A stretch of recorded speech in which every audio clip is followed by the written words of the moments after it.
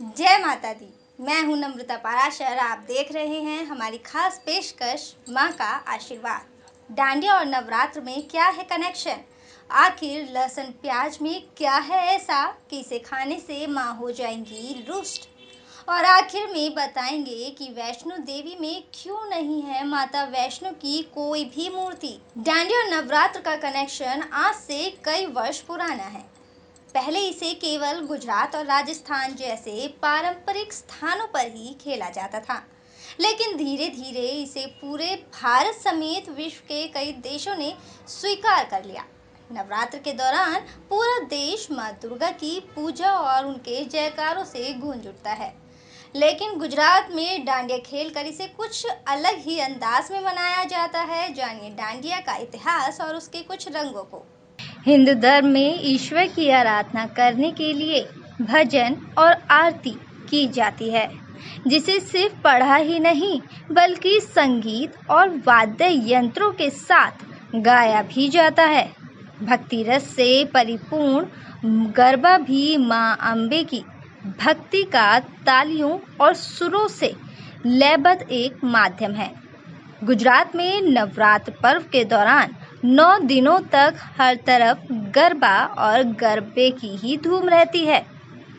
ये गुजरात का पारंपरिक लोक नृत्य है। ये गुजरात का पारंपरिक लोक नृत्य है, जिसे सौभाग्य का प्रतीक माना जाता है।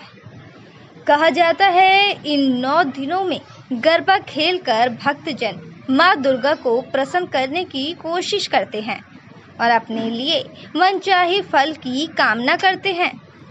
धार्मिक महत्व के साथ ही डांडिया मौज मस्ती के रंग बिखेरने के लिए भी जाना जाता है।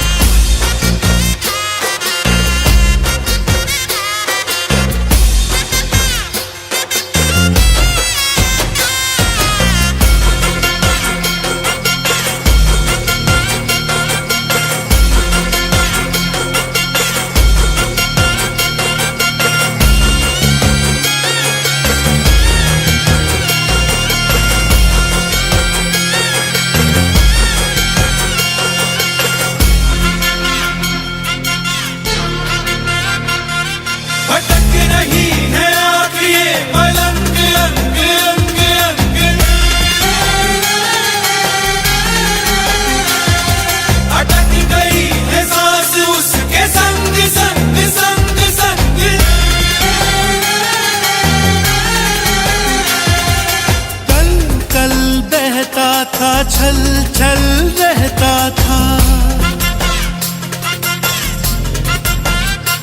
इसे लेकर श्रद्धालुओं में खासा उत्साह देखा जा सकता है।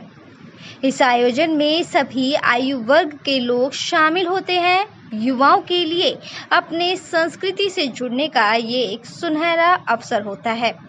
वो पूरी रात डांडिया और गरबे की मस्ती में झूमते हैं। इससे चारों तरफ उत्सव का माहौल रहता है। नवरात्रों में शाम को डांडिया नृत्य के जरिए माँ दुर्गा की पूजा की जाती है। नवरात्र की पहली रात्रि को कच्चे मिट्टी के छेद से युक्त घड़े, जिसे गरबो कहते हैं, इसकी स्थापना होती है। फिर उसके अंदर दीपक जलाया जाता है। ये दीप ज्ञान की रोशनी का प्रतीक माना जाता है। वर्षों पहले गुजरात में महिषासुर राक्षस के आतंक से त्रस्त लोगों ने भगवान ब्रह्मा, भगवान विष्णु और भगवान महेश की आराधना की। देवताओं के प्रकोप से तब देवी जगदम्बा प्रकट हुई और उन्होंने उस राक्षस का वध भी किया। तभी से यहाँ नवरात्र में भक्तगण 9 दिन तक उपवास करने लगे और देवी के सम्मान में डांडिया करने लगे। आपने देखा होगा कि जब महिलाएं समूह बनाकर गरबा खेलती हैं तो वे 3 तालियों का प्रयोग करती हैं। इसके पीछे भी एक महत्वपूर्ण कारण विद्यमान है। कभी आपने सोचा है कि गरबे में 1-2 नहीं बल्कि 3 तालियों का ही प्रयोग क्यों किया जाता है?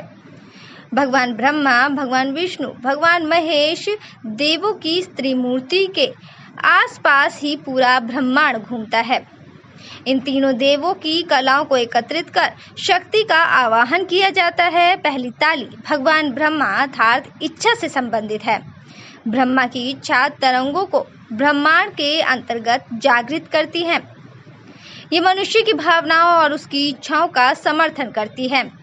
दूसरी ताली के माध्यम से भगवान विष्णु रूपी कार्य तरंगे उत्पन्न होती हैं, जो प्रत्यक्ष रूप से मनुष्य को शक्ति प्रदान करती हैं, जबकि तीसरी ताली भगवान शिव रूपी ज्ञान तरंगों के माध्यम से मनुष्य की इच्छा पूर्ति कर उसे फल प्रदान करती है। ताली की आवाज से तेज निर्मित होता है और इस तेज की सहायता से शक्ति स्वरूपा माँ अम्बा जागृत होती है। ताली बजाकर इसी तेज रूपी माँ अम्बा की आराधना की जाती है। पहले गरबे का आयोजन केवल गुजरात में ही हुआ करता था। ये नृत्य केवल गुजरातियों की ही शान माना जाता था। आज़ादी के बाद से गुजरातियों ने प्रांत के बाहर निकलना शुरू किया तो अन्य प्रदेशों में भी परंपरा पहुंची और आज ये नृत्य पूरे देश में ही नहीं बल्कि विदेशों में भी आयोजित होता है।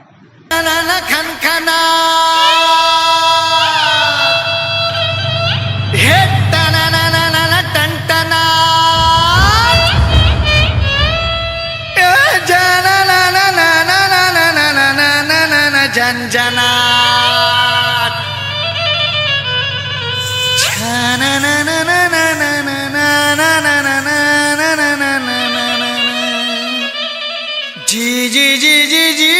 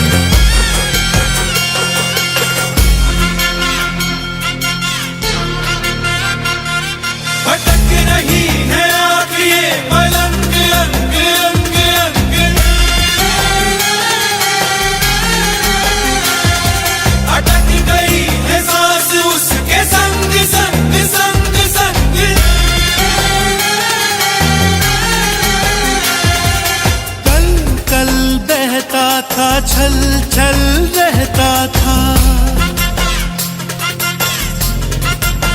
नवरात्र चल रहे हैं। इस दौरान व्रत उपवास रखने के साथ साथ लोग अपने घरों में लहसुन प्याज का इस्तेमाल बंद कर देते हैं। ये बात तो ठीक है कि इस दौरान शराब या किसी भी तरह के नशे को हाथ नहीं लगाते, साथ ही किसी जीव की हत्या भी नहीं करते और इसलिए चिकन मटन आदि खाना भी बंद कर दिया जाता है। पर आखिर लहसुन प्याज में क्या है दिक्कत? ये तो शाकाहारी हैं, खेतों में ही उगाए जाते हैं, फिर क्यों ऐसा? कहा जाता है कि लहसुन प्याज नवरात्र में नहीं खानी चाहिए, नहीं तो माँ अम्बे रुष्ट हो जाती हैं। खाने का जायका बढ़ाना हो तो उसमें लहसुन और प्याज की मात्रा का अंदाज़ा सही से ही रखना पड़ता है, क्योंकि अगर खाने में लहसुन प्याज का हिस्सा ज़रा ऊपर नीचे हो जाए तो खाने का सारा मज़ा किरकिरा हो जाता है। पर दोस्तों, आपने एक बात पर ज़रूर गौर किया होगा कि अक्सर आम खाने में तो लहसुन प्याज का भरपूर इस्तेमाल किया जाता है।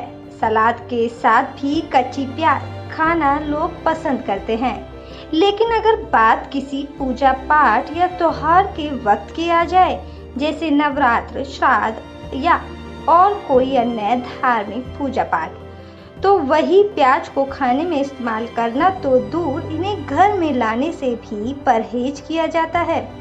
आखिर लहसुन और प्याज में ऐसा क्या है? ये भी आम सब्जियों की तरह खेती करके ही उगाई जाती है। लहसुन प्याज को सुपर फूड भी माना गया है, क्योंकि ये खाने का जायका बढ़ाने के साथ साथ आपकी सेहत का भी ख्याल रखते हैं।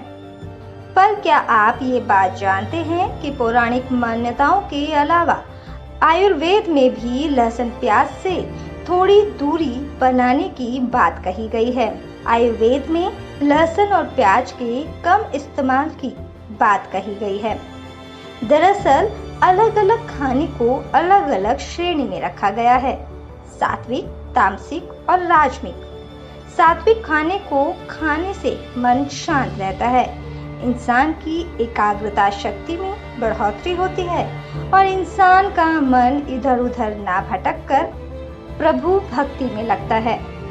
लहसुन प्याज को राजसिक और तामसिक श्रेणी में रखा गया है। इसके चलते ही इनका धार्मिक कार्यों में इस्तेमाल नहीं होता और ना ही किसी भी धार्मिक कार्य और उपवास के दौरान इन्हें खाया जाता है, क्योंकि इन्हें राजसिक और तामसिक श्रेणी में रखा गया है। यानी ये वो भोजन है जो जुनून और अज्ञानता को बढ़ाते हैं। ये तो हुई लहसुन प्याज की श्रेणी की बात। लेकिन लहसुन प्याज से जुड़ी एक पौराणिक कथा भी है, जिसके अनुसार जब समुद्र मंथन हुआ तो उसमें से अमृत कलश निकला, जिसे पाने के लिए देवताओं और राक्षसों में आपाधापी मच गई। लेकिन भगवान विष्णु ने सभी देवताओं को एक पंक्ति में और राक्षसों को दूसरी पंक्ति में खड़े होने को कहा और बारी बारी से सबको अमृत देने की बात भी कही। लेकिन भगवान विष्णु देवताओं को अमृत और राक्षसों को जल दे रहे थे। ये बात राहु केतु नाम के दो राक्षसों को पता चल गई और वो भी चुपके से देवताओं के बीच आकर बैठ गए। अब भगवान विष्णु ने भूलवश राहु केतु को भी अमृत दे दिया, पर विष्णु जी तुरंत ही ये बात भाप गए कि ये देवता नहीं बल्कि राक्षस हैं। अब बिना देरी किए विष्णु जी ने तुरंत ही दोनों के सर सुदर्शन से काट डाले। लेकिन जब भगवान विष्णु ने अपना चक्र चलाया था तब दोनों के मुख में अमृत की बूंदें थी, इसलिए राहु केतु के सर तो अमर हो गए लेकिन उनके शरीर नष्ट हो गए। कहते हैं कि उन्हीं दोनों राक्षसों से लहसुन और प्याज उत्पन्न हुए, जिसके चलते इनसे गंध आती है। लहसुन प्याज राक्षसों के अंश से उत्पन्न हुए, इसलिए इनमें राक्षसों का वास माना गया है। राहु केतु के मुख में अमृत की बूंदें चली गई, इसलिए इनमें तमाम गुण पाए जाते हैं और रोगों से लड़ने की इनमें अपार क्षमता होती है। माता वैष्णो देवी का प्राचीन मंदिर हमेशा से चर्चा का विषय रहा है। समय के साथ यहाँ माता के चरणों में आने वाले भक्तों की संख्या लगातार बढ़ती जा रही है। इसलिए नवरात्र में हम माँ के भक्तों को बताने जा रहे हैं कि आखिर वैष्णो मंदिर में देवी की मूर्ति ना होते हुए भी सभी इस मंदिर को वैष्णो मंदिर ही क्यों कहते हैं। जम्मू के त्रिकुट पर्वत पर एक भव्य गुफा है। इस गुफा में प्राकृतिक रूप से 3 पिंडियां बनी हुई हैं। ये पिंडी देवी सरस्वती, लक्ष्मी और काली की है। भक्तों को इन्हीं पिंडियों के दर्शन होते हैं, लेकिन माता वैष्णो की यहाँ कोई पिंडी नहीं है। माता वैष्णो यहाँ अदृश्य रूप से मौजूद हैं, फिर भी ये स्थान वैष्णो देवी तीर्थ कहलाता है। इसका कारण ये है कि माता यहाँ अदृश्य रूप में उस वचन के पूरे होने का इंतजार कर रही है जो भगवान श्री राम ने लंका से लौटते समय देवी त्रिपुटा को दिया था। इस संदर्भ में कथा है कि धर्म की रक्षा के लिए भगवान विष्णु के अंश से एक कन्या का जन्म दक्षिण भारत के रामेश्वरम तट पर पंडित रत्नाकर के घर हुआ था। 9 साल की उम्र में जब इन्हें पता चला कि भगवान विष्णु ने राम के रूप में अवतार लिया है, तब देवी त्रिपुटा ने भगवान राम को पति रूप में पाने के लिए तपस्या शुरू कर दी। जब देवी सीता को ढूंढते हुए रामेश्वरम तट पहुँचे, तब यहाँ भगवान राम और देवी त्रिपुटा की पहली मुलाकात हुई। देवी त्रिपुटा ने भगवान राम को पति रूप में प्राप्त करने की इच्छा प्रकट की। भगवान राम ने देवी त्रिपुटा से कहा, मैंने इस अवतार में एक पत्नी व्रत का वचन लिया है। मेरा विवाह देवी सीता से हो चुका है, इसलिए मैं आपसे विवाह नहीं कर सकता। देवी त्रिपुटा ने जब बहुत विनती की, तब श्री राम ने कहा कि लंका से लौटते समय मैं आपके पास आऊंगा अगर आप मुझे पहचान लेंगी तो मैं आपसे विवाह कर लूंगा। श्री राम ने अपने वचन का पालन किया और लंका से लौटते समय देवी त्रिकुटा के पास आए, लेकिन भगवान राम की माया के कारण देवी त्रिकुटा उन्हें पहचान ना सकी।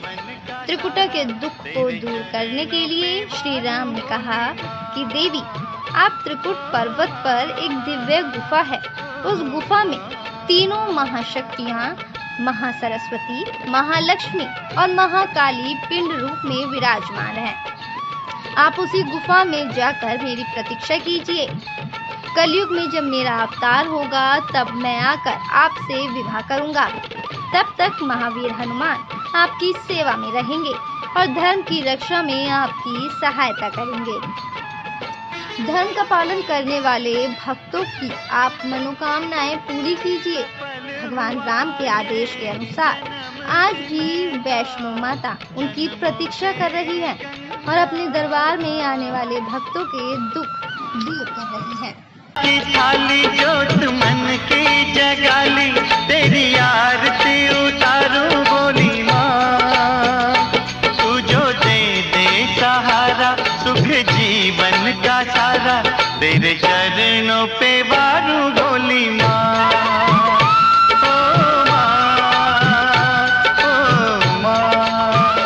लेके पूजा की थाली जोत मन की जगाली, तेरी आरती उतारूं बोली माँ। तू जो दे सहारा, सुख जीवन का सारा, तेरे चरणों पे वारूं बोली माँ। ओ माँ, ओ माँ।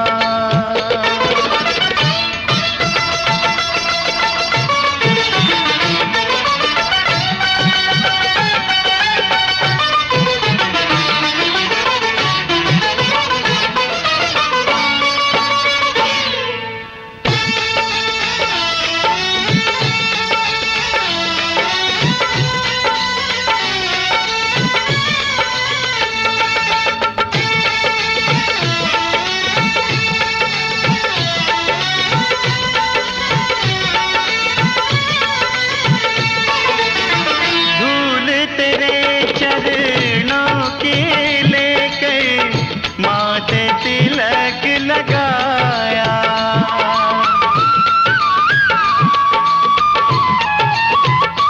ओ धूल तेरे चरणों की लेकर माथे तिलक लगाया। यही कामना लेकर मैया द्वार तेरे में आया। प्रभु मैं तेरा होके, तेरी सेवा में खोके, सारा जीवन गुजारूं बोली माँ। तू जो दे सहारा, सुख जीवन का सारा, तेरे चरणों पे वारूं बोली माँ। ओ माँ, ओ माँ।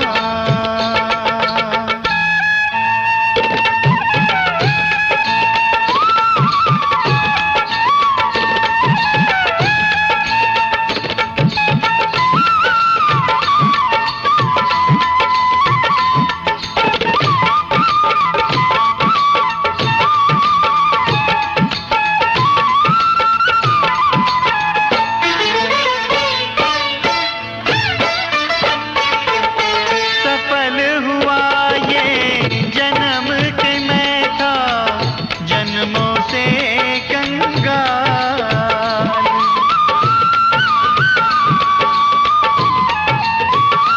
ओ सफल हुआ ये जन्म के मैं था जन्मों से कंगाल।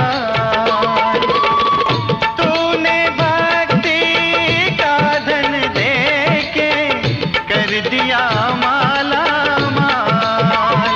रहे जब तक ये प्राण, करूँ तेरा ही ध्यान, नाम तेरा पुकारूं बोली माँ।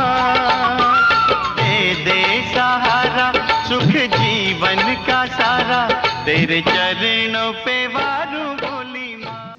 हमारी आज की इस पेशकश में फिलहाल इतना ही, और भी कुछ खास बातें बताएंगे नवरात्रों से जुड़ी।